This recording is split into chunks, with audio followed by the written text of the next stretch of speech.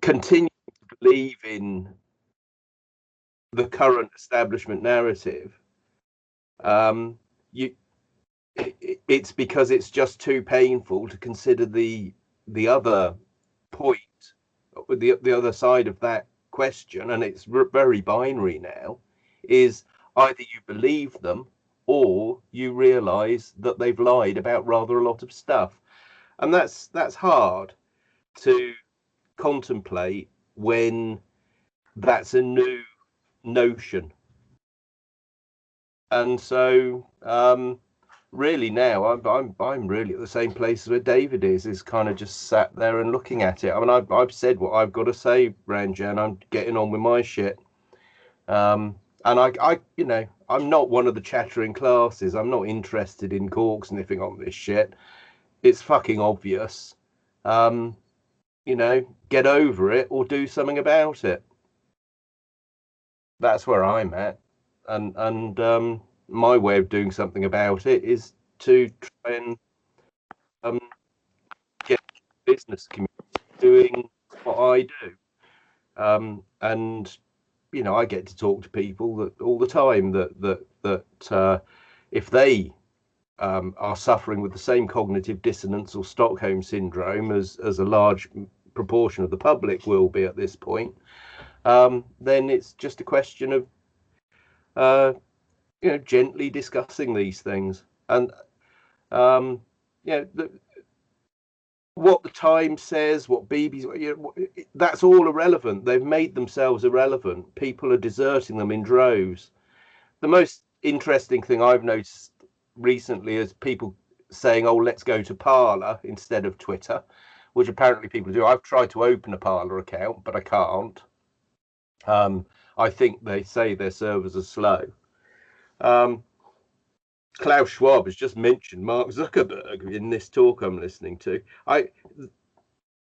Either it's winner takes it all, or it's this is no longer Kansas. That's where we're at. So I mean, you know, what's to talk about? It's the minutiae of it, Ranjan, is just hugely boring. I just not of no interest at all to actually getting on and sorting this stuff out. So I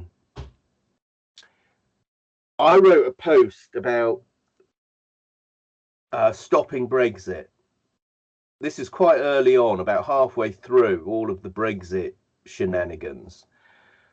And I asked the question, well, what is stopping Brexit? What does that mean? What do you actually have to do to stop Brexit? And it's all wrapped up in the same question. So the question then becomes, stop the Great Reset, right? So the Great Reset is the establishment's Brexit. That's the point, okay? So the reset is the establishment's Great Reset. And who was it? I think it was who was it? It might have been Voltaire said that the Enlightenment was the uprising of the rich against the poor. And in that sense, it is a new enlightenment. I can't remember who exactly, but someone did say that.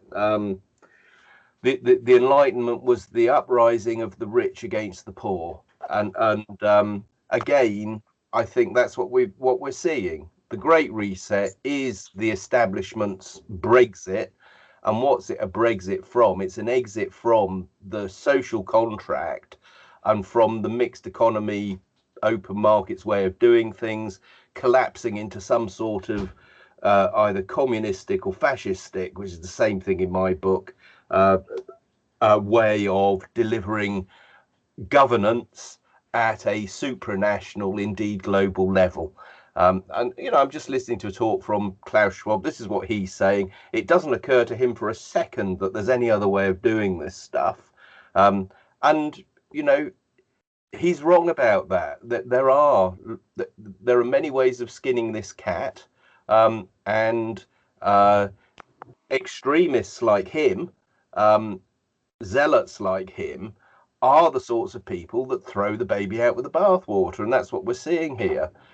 There's so much projection going on. The idea that Donald Trump or the guy in Belarus at the moment is an interesting fellow, or Oban in Hungary. Václav Klaus, we talked about the other day. I mean, he was drummed out with the brownies, but Václav Klaus is worth looking at all these things. And in terms of signposts, huge, great signposts along the way. The Nixon shock, the Brandt report, which is Willy Brandt talking about leveling up between the global south and the rich industrialized global north. A guy called Quilligan did revisiting the Brandt report. Before then, it all starts with limits to growth. It's just so clunky. I mean, it's just obvious. If people want to take their blinkers off and have a look at this, everything's there. Escaping the Matrix. This is a very good book by a guy called Moore. He's another computer guy who retired to Ireland. All this stuff has been laid out before. People have called it conspiracy theory. They've called it this. They've called it that. Well, they're just analysis. Put it this way. Here's a good question: is Das Kapital a conspiracy theory? Have they got that? Obviously this lot wouldn't call it a conspiracy theory now, but is it positing a conspiracy theory of the capitalists against the masses? Maybe it is. Maybe Das Kapital is the biggest conspiracy theory ever written. Do you know what I mean? So yeah, I'm done with the navel gazing, Ranjan. I'm completely done with it. I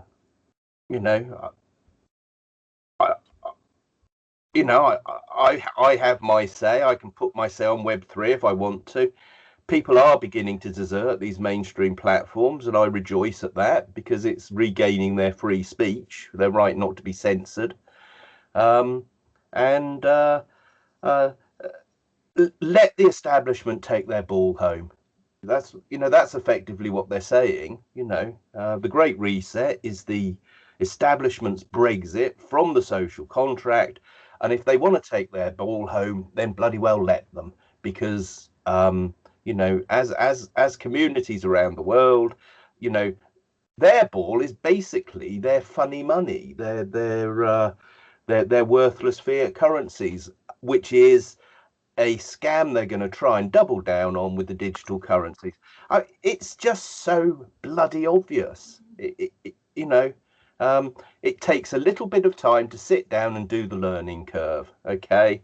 But I defy anyone not to read 3 or 4 of the longer blogs that I have, or even read my poem Globalization Unentangled, or read my trilogy of poems. And it's all in there, and there are they're clearly villains and bad actors in all of this. I'm Klaus Schwab, but I think his hubris and arrogance is breathtaking. Other people's opinions of him will probably vary, and all the way down from him all the way down. Zuckerberg, Bezos, Gates. I mean, there's one. If anyone was due some pretty extreme public opprobrium and piss taking, it's him.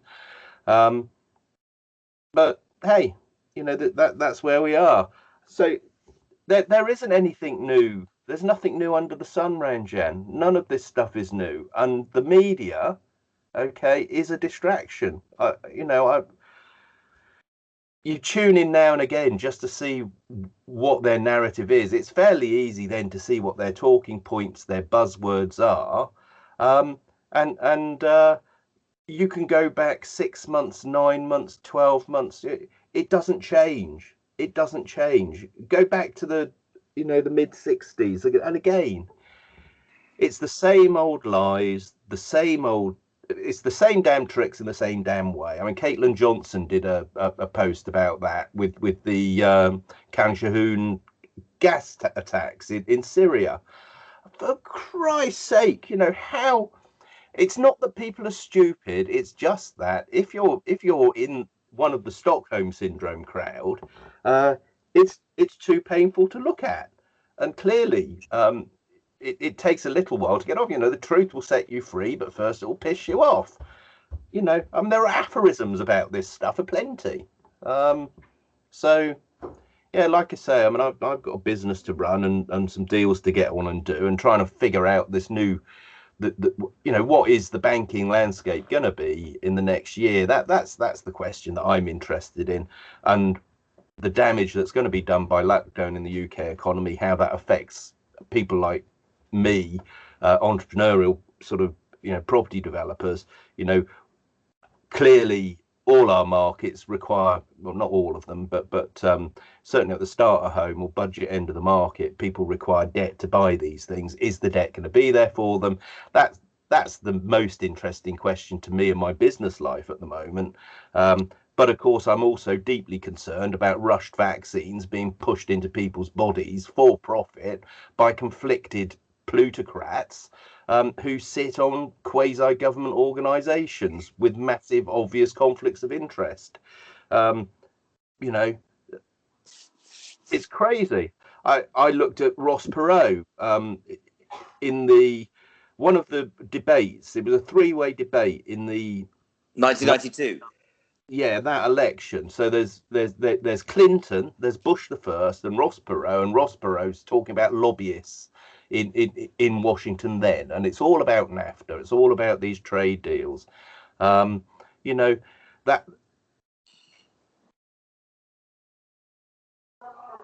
it's. Do you remember the famous thing when Tony Blair came on after Princess Diana died, and he said, now is not the time for sound bites, but I feel the hand of fate upon my shoulder. Do you remember that? Yeah, the hand of history. Yeah, I think it was Diana. It might be. Yeah, absolutely. Well, someone needs to stand up and remind the world of the empty rhetoric of people like Tony Blair, who's been given a platform again. And of course, you've got Boris wants to be world king. You've got Blair that wants to be world president or something. You've got Schwab. I mean, what does he want to be? The fucking Oracle at Delphi or something? Certainly some sort of E4. Come on. It's beyond absurd. It's got beyond a joke, and it's just bloody obvious. And holding up one shitty little mainstream media article, cork sniffing over the fluff of someone else's belly button gazing, and then having a kind of a playoff between the two, and then sort of saying, well, I'll pick that one, that's my side. Not good enough.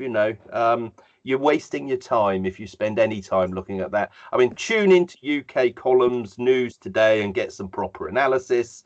If you want to see different sides of the equation or whatever, watch some David Icke videos, watch some Alex Jones, get some of the old videos off the internet that have been banned, watch some James Corbett, watch some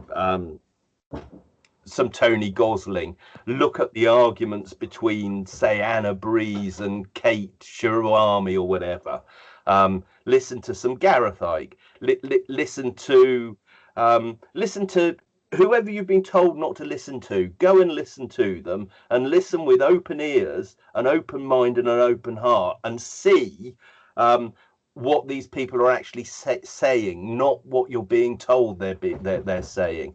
The same thing, go back to all the classical works of philosophy and political economy and read them. Read Plato's Republic and see what it actually says, not what you've been told to think it says. Go and read some Cicero. Go and read some Lucian. Go and read some actual stuff written at the time of the Roman Empire collapsing.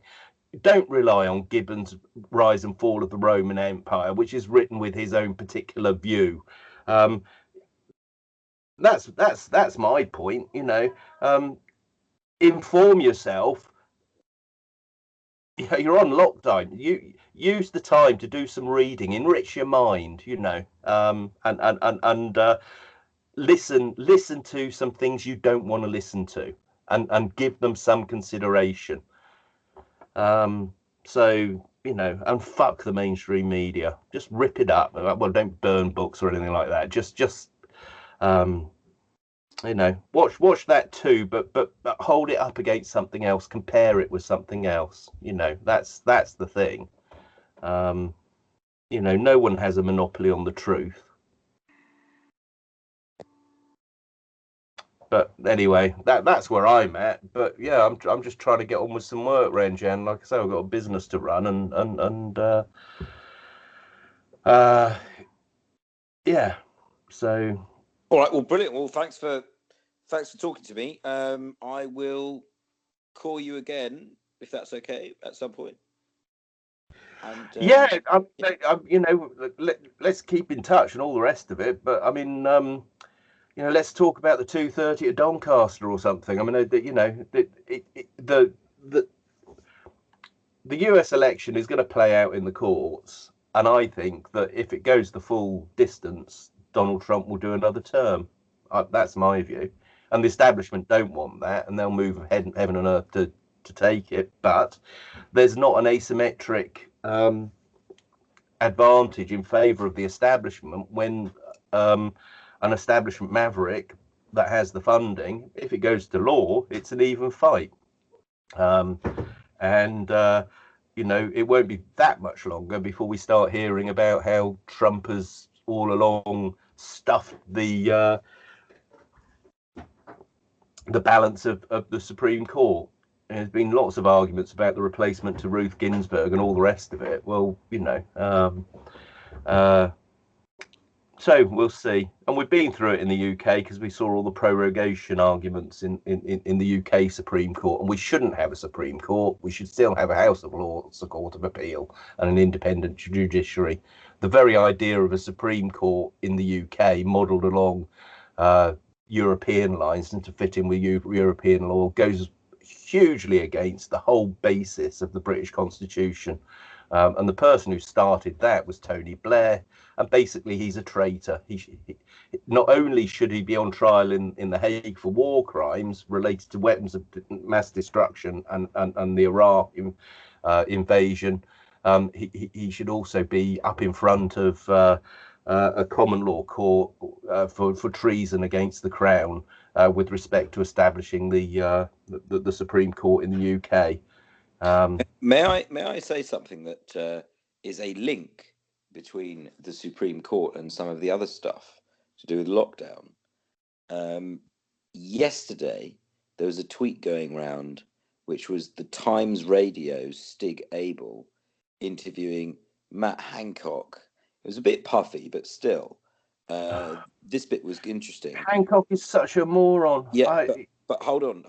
I'm just saying that the interview was in relation to the Sunday Times pieces about Kate Bingham, the one who basically she's the daughter of Lord Bingham who created the Supreme Court. Okay. Is she the one with the big PR budget? Exactly, the one who's married to Jesse Norman, who was always said to be like the next PM and stuff like that. And she basically Hancock was congratulating her, even though the Times had done all this stuff revealing the big PR stuff. And he then said, he mentioned the MHRA being deployed for this rapid one of two vaccines that's going to be used. And he said the NHS, and again he said, and the armed forces for making sure that the vaccine is done. listen, mate. But it's interesting Look, the way it's the Supreme Court. can I just say, right? George Carlin said if voting changed anything, they wouldn't let you do it, right? Okay.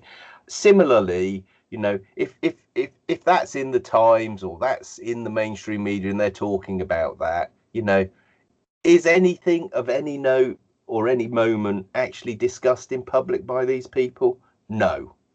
So, you know,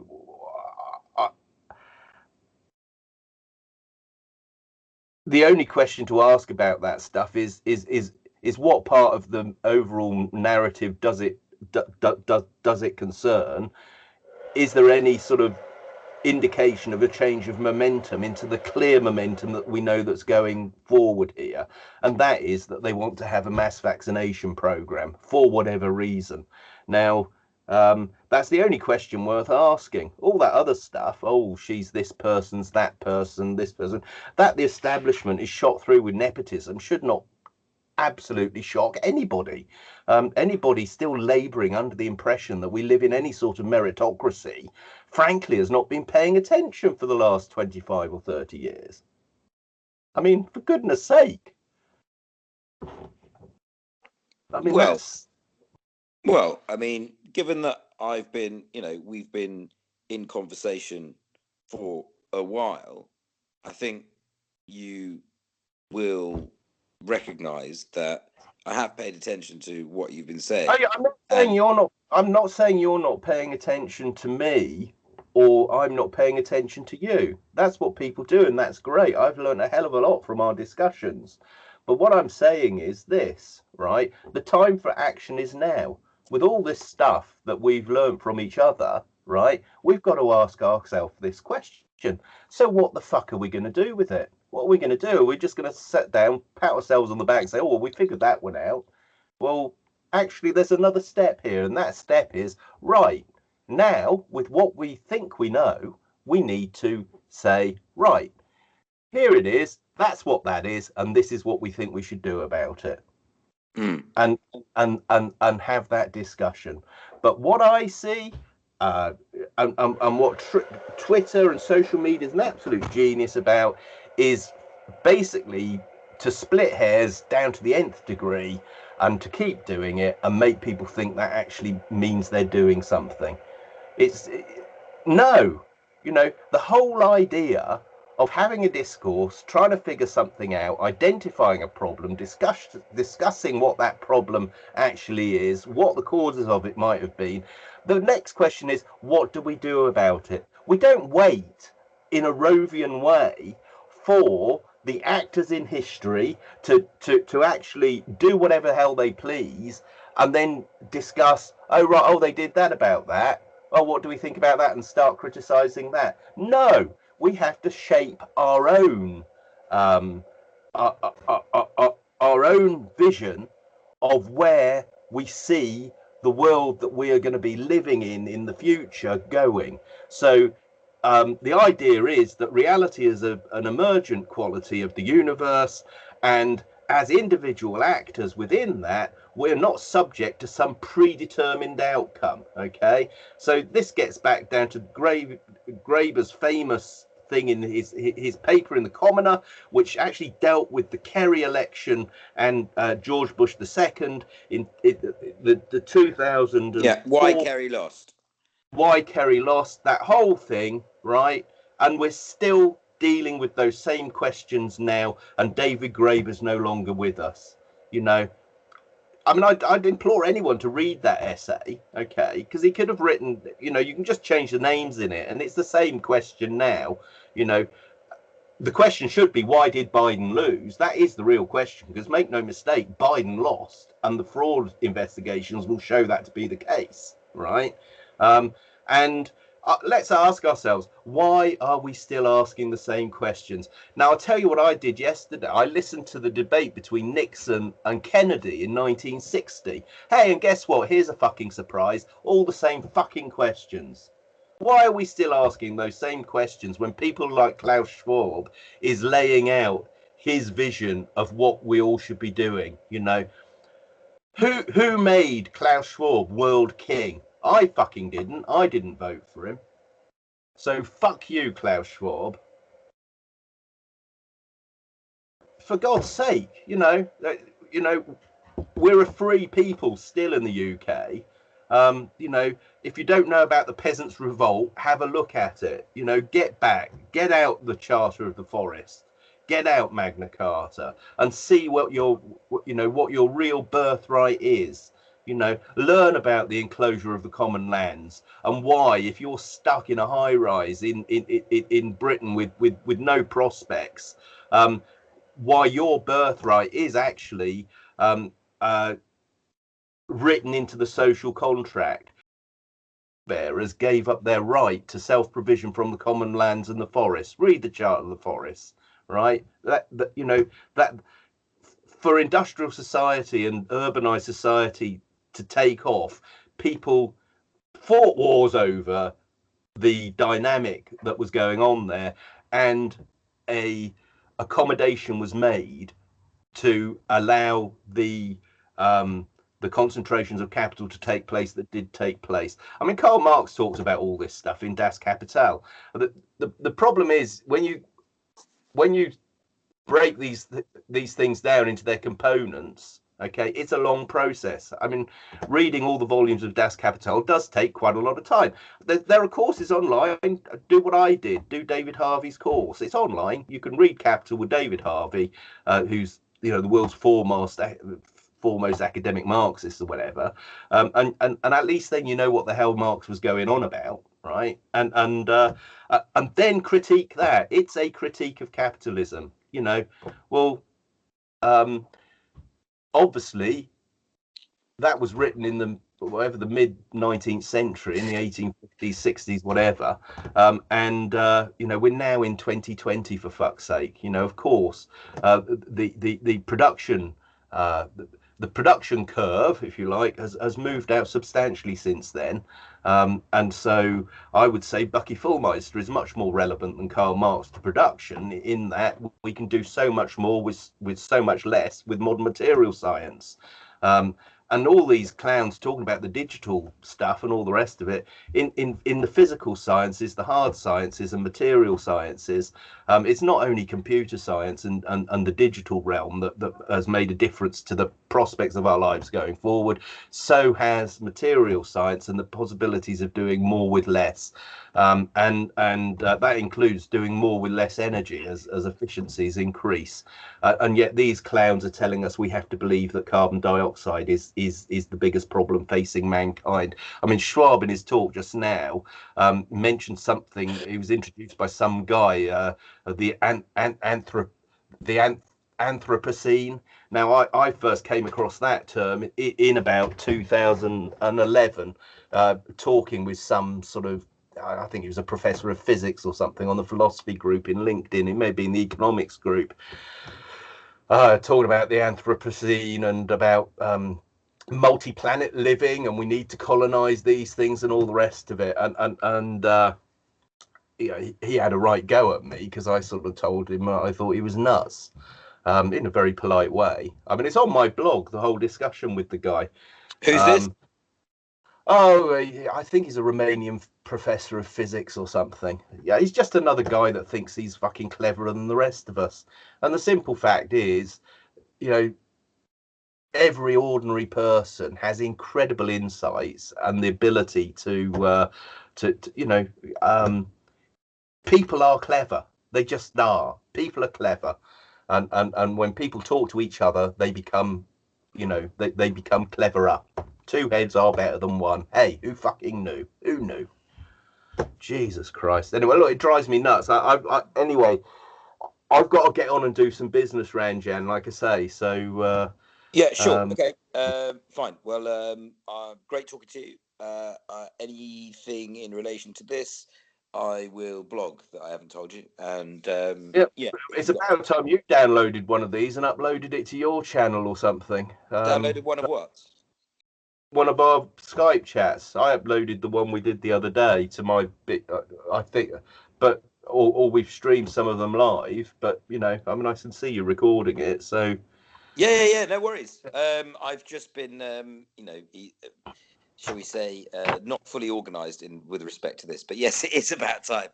How's your French I student have done going it. with I his? have done it before, Roger. I have put them up Yeah. before. Oh, no, I know, but not for ages. At the Mm, beginning, you did a few of them, but I yeah, mean, there we yeah. are. Anyway, look, mate, I'll Were you catch. about to ask me something? I was going to ask you how it went with your new student with the Yeah, very economy. well, thank you. Yeah. There's another class at 9:30. It's going really well. I'll tell you about it next time. Right. All Okay, right, then. mate. Bye. Out Bye. with that. Cheers, Ranjan. Take care. Bye.